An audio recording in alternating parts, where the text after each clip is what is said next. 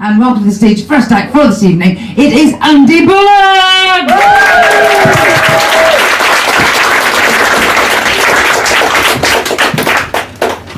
Good evening, Bright Club. How are you doing? Good.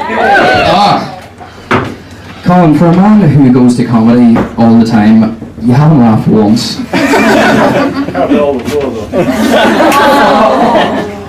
Good night, ladies and gentlemen. You might be. My name's Andy, as I was introduced, obviously. You might be able to tell from my outrageous accent that I'm actually from a part of Dundee called Belfast. No, I'm from Northern Ireland. In fact, I did my dissertation on Northern Ireland, and unlike the wonderful company we have here tonight, over here in the green room, I'm a lowly undergrad, so I'm actually scum compared to the rest of the other acts tonight. I did my dissertation on Northern Irish terrorism, and people always say Northern Ireland, not a great topic for a comedy show, hasn't always had people in stitches.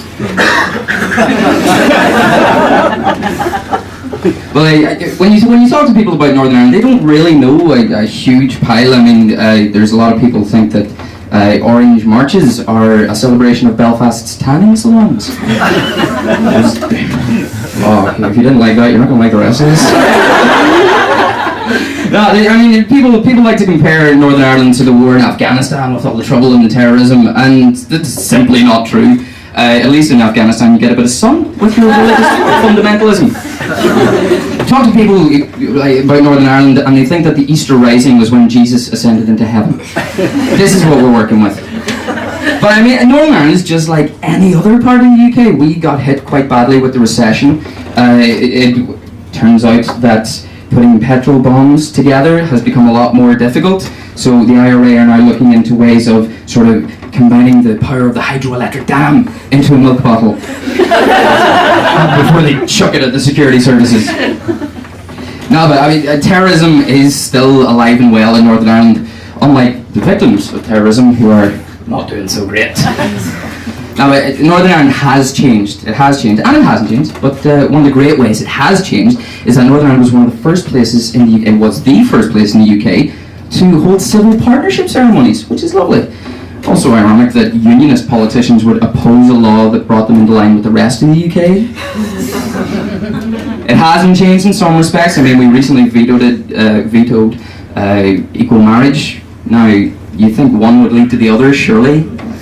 But again, funny that Catholic politicians, excuse me, must be very politically correct here, would vote against a law that allowed everyone to get married, because Catholics are all about that marriage. Not so keen on divorce, because we don't know any Catholics who have ever been divorced, ever. Now, like, listen, the way I find it, the funniest way in which Northern Ireland still retains some of the culture, some of the hatred, some of the tensions, is in the road signs. Now, we all know Derry, Londonderry, don't we? We're familiar with it as a place. Good. Any geography students in? Now, you might reasonably know that Larry? That's not a place. Derry, Londonderry is actually the city of culture. Now, this might lead you to assume that it's a quite upmarket place. You'd be wrong. Certain parts of Derry, you'd be dead wrong. That's my third literal joke of the evening. There's no more now.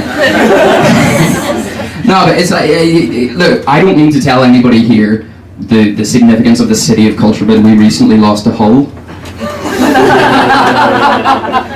Interesting thing about that, they got a porn star to speak on behalf of their city of culture bid.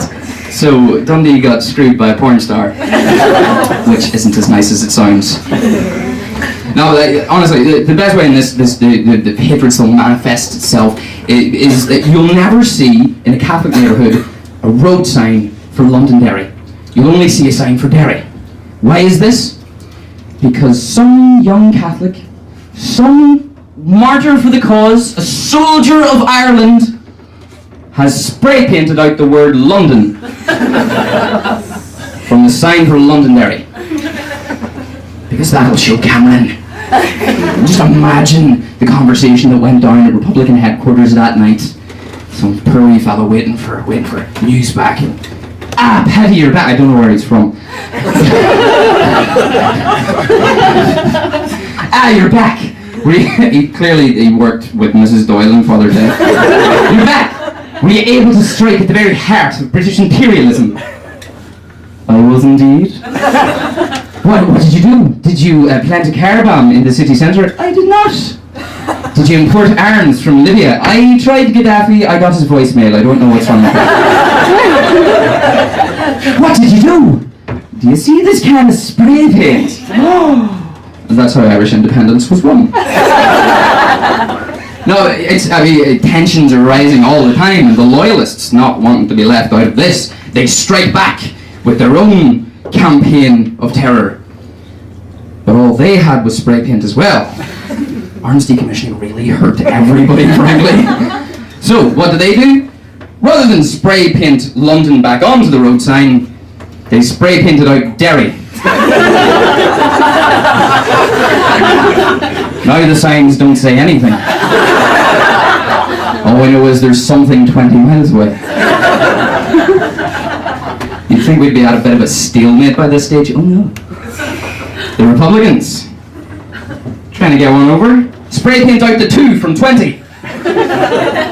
Now there's something somewhere. And it's the tourists that I feel sorry for, driving up to Londonderry to see the city of culture, and slowly having a crisis as they drive towards Miriam. I don't know where these accents are coming from. Miriam, where is this place that seems to be slowly disappearing the closer we get to it? Why are we in a car that seems to be getting progressively closer to the ground? I think I have a flat tire. 4 flat tires. No, but when people ask me, has Northern Ireland changed at all? Is it any different? It's a lot like the tourists going to Derry, because unless there is a rapid change of direction, we are still on the long road to nowhere. Ladies and gentlemen, thank you so much for listening. My name's Andrew Bullock. Good night.